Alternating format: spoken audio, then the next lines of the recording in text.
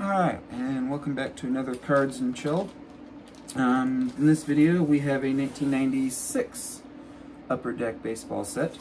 Our last video we did 1997. Got a really great deal on a master set of 1997 with both redemption sets, which is awesome. You do not see that one very often.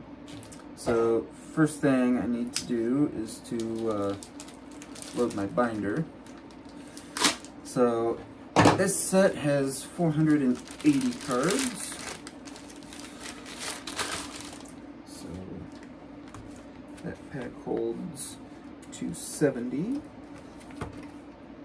So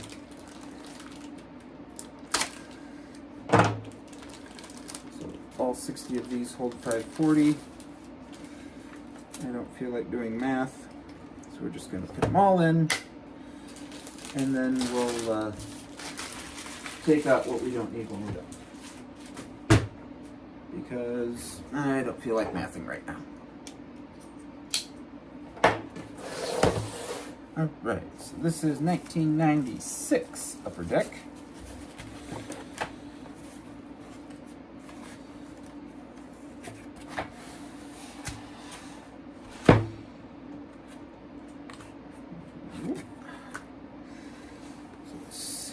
Looks like these are in order. This came from the same seller as the last one, and that was in order, so I'm going to bet that they are. I'm pretty sure that was card number 1. I'm going to start from the back. Nope, that is card number 1. Are you card 480? You are card 480. Okay. So, Sparky Anderson. That's the last checklist. Okay. So these cards are somewhat similar to 1997. These guys have the gold on the bottom, but it is not wood grain. It's just more of kind of a gold foil. So these are actually in the wrong way that I need them to binder them, so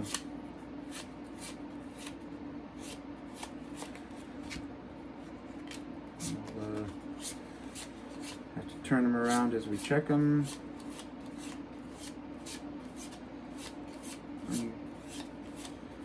Given that they're already collated, I'm gonna bet we're probably good on having them complete. I have to keep an eye on this seller, see if they get any more of the sets that I'm looking for. I am working on acquiring every baseball mainline set that Upper Deck released. Like just their core set, not the offshoots like SP and all that stuff, just the core set. 422, 421 are good. So I've got 89, 90, 91, 93, 96, 97, 98. So I just need 92, 4, 5, and 99. And that will complete the first decade. They only did, I think, 22 sets total, so it's not a super expensive proposition. It's just in some cases finding those sets and kind of knowing what is common and what is not, so you spend your money in the right order so that you don't go to find like an 06 and find that one sold in the last 6 months but you weren't looking for it at the time and you missed it, and who knows when you'll get another shot, you know, that kind of thing. So it's just kind of all over the place as to what comes up when and where, but they're not prohibitively expensive, which is good.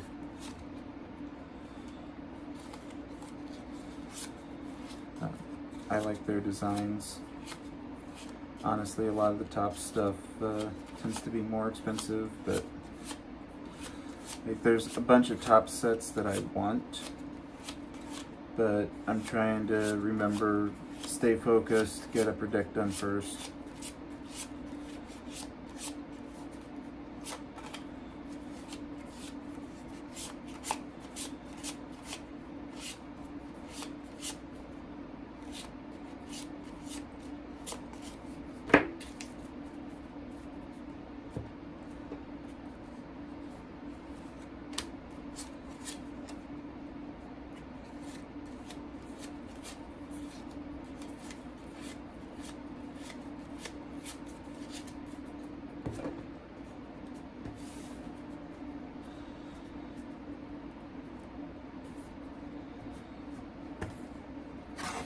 So this set is 480 cards.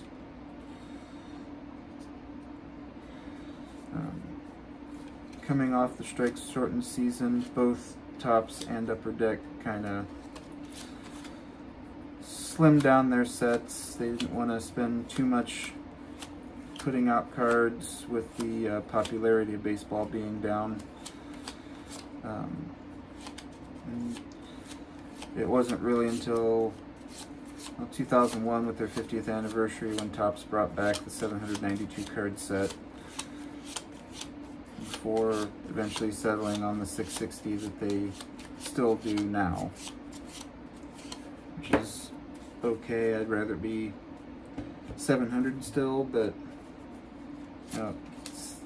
mid 70s they were doing 660, so it's kind of whatever. But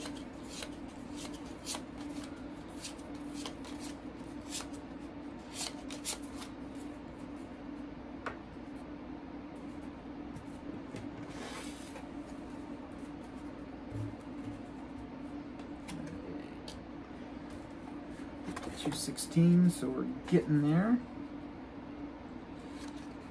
Ron Gant, Gary Gaetti, there's Mattingly. So far everything is here, so.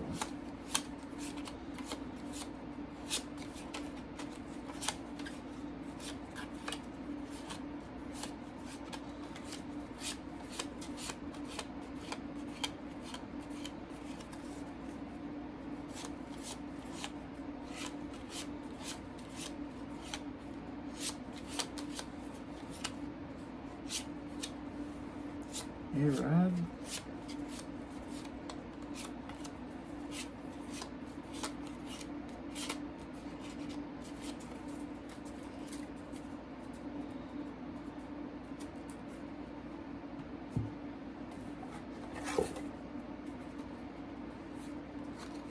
Chan-Ho Park and Hideo Nomo back to back.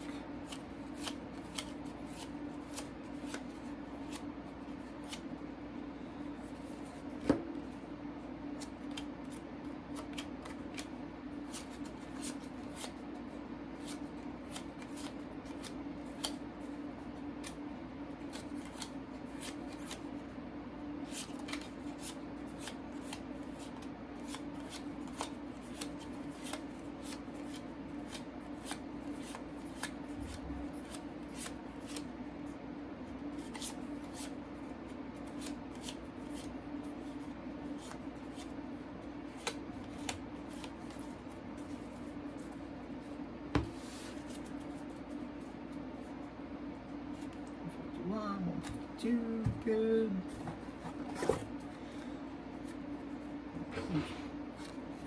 Not that much to go, and we're sleeving them.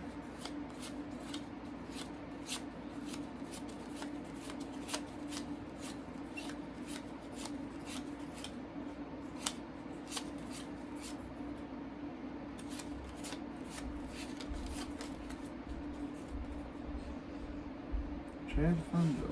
Interesting. These are not game dated, so it was just 97 and 98 that did that. And of course the first card is Milestones, Cal breaking the streak. Definitely better received than when Brock Lesnar did it.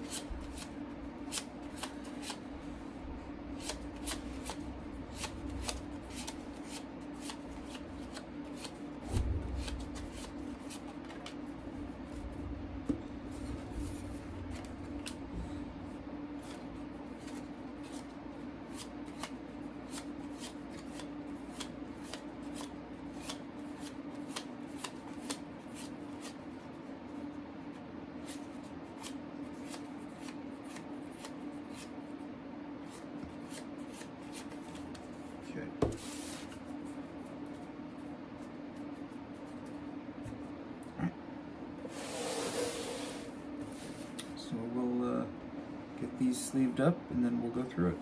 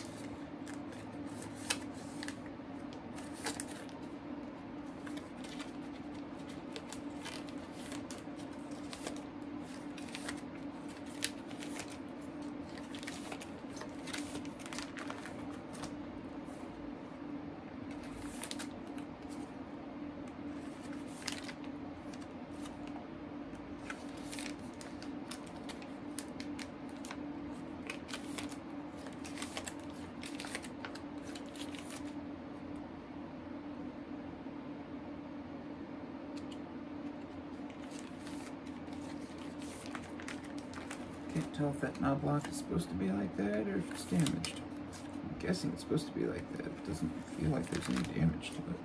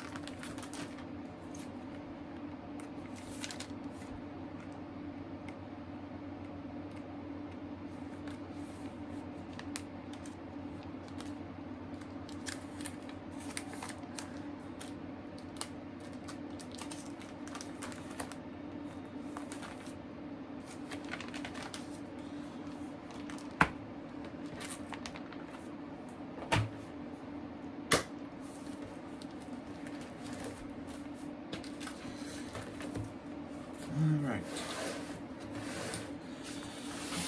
My back is officially over it, so we won't go too slowly here. So the card design is pretty decent. As usual with Upper Deck, plenty of foil. Gold bottom with the circular round nameplate. A little bit different from 97. I like 97 a little bit more, but still, either way, both were really nice, very clean design. Got milestone cards for Eddie Murray and Cal Ripken at the start. As we go through, again, Upper Deck always groups by team, so the checklist is always in order by team, which is cool, but I don't know, I just never really cared for a set being ordered by team. I just never really cared for it. I just kind of preferred having all the card numbers randomly assigned. Julian Tavares, there's a name I haven't heard for a while. Brett Saberhagen is a name I haven't heard for a while. Larry and Oral and Bobby Higginson. Some people I've never heard of, but a lot of them that I just haven't heard. Terry Pendleton. He became a longtime Braves coach. Foil card for the inaugural season of the Diamondbacks and Rays, which doesn't... 1998, so they knew 2 years in advance. Yeah, 1998 expansion team, so they knew 2 years in advance. This is kind of an interesting one. Forever Young, showing off some of the older players. Subsets in this year were definitely not as big of a thing as it was the next year. But yeah, like this Chuck Knobloch, I don't get it. It looks damaged, but like there's nothing on the paper. Like that has to be damaged. Like that has to be print issues because it goes on down into the foil. Almost looks like the foil roller got endorsed the card, but there, you know, there's fireworks literally right in front of his face. But I think that's what happened. If we look at replacing that, it's probably a 50-cent card on eBay. Or $1. You know, dime commons really don't exist anymore. It's like you don't get any commons really for under 50 cents to $1. The few commons that I had to buy from 2022 update to complete that were $1 each. Beat the Odds, another subset. And then back in on Domain, Don Mattingly in the 3D photo thing. Jeter signing an auto. Girardi and Posada almost right next to each other.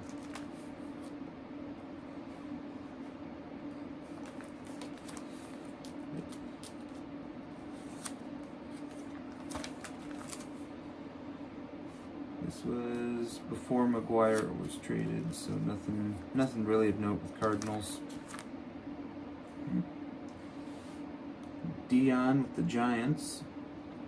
Barry still in here. Andy Benes, Norm Charlton, almost kind of looks like Randy Johnson. I still do not know what Junior is doing in this photo. I've never understood what he is doing in that photo.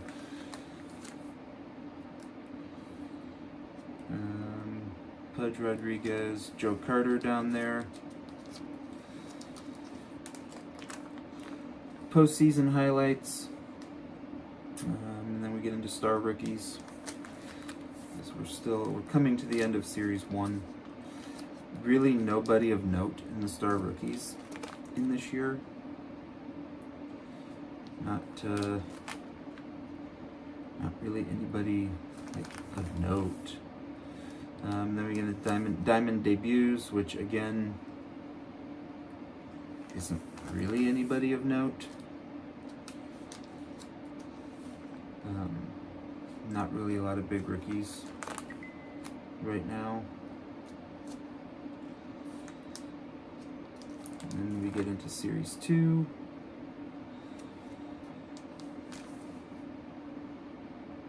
Lee Smith.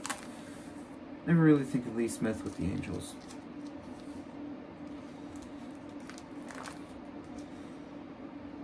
Jamie Navarro, that's been a while. My watch says I've reached my move goal by just sitting here. So, good job, watch. Kenny Lofton getting a face full of dirt. Eddie Murray. Jed O.J.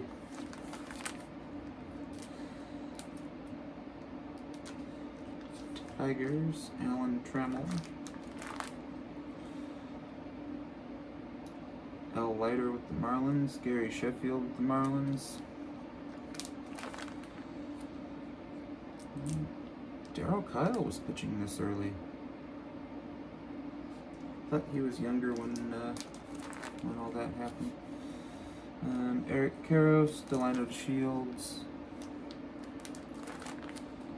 Greg Vaughn, Ricky Bones, Troy Hawkins, Best of a Generation, which is honestly almost the exact same background that they used on the 1998 checklists. Actually, Upper Deck used almost that exact same background on a few subsets in the late 90s.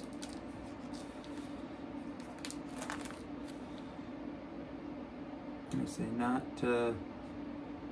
David Cone with the Yankees. Not a whole lot of really like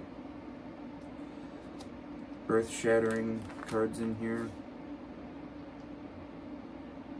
Strange but true.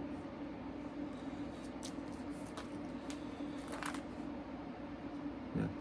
Oddities from games.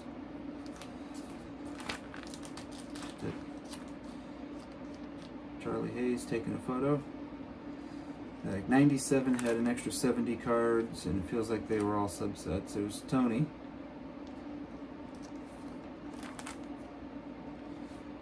Joey Hamilton. Mark Leiter, Rod Beck. Just remember Rod Beck with the Cubs when he had the long hair. Big dude, but not necessarily a nasty person, just a nasty pitcher. And then we end up with checklists, managerial salute. I have no idea why Buck Showalter has 2 cards in the managerial salute. Apparently they thought very highly of him. I don't know why. Like, I could see if Sparky got 2, I could see if Tommy got 2. I don't see why. I don't know why Buck Showalter got 2, but he did. He got 2 cards. So that is 1996 Upper Deck Baseball. Thank you for hanging out. We'll see you next time.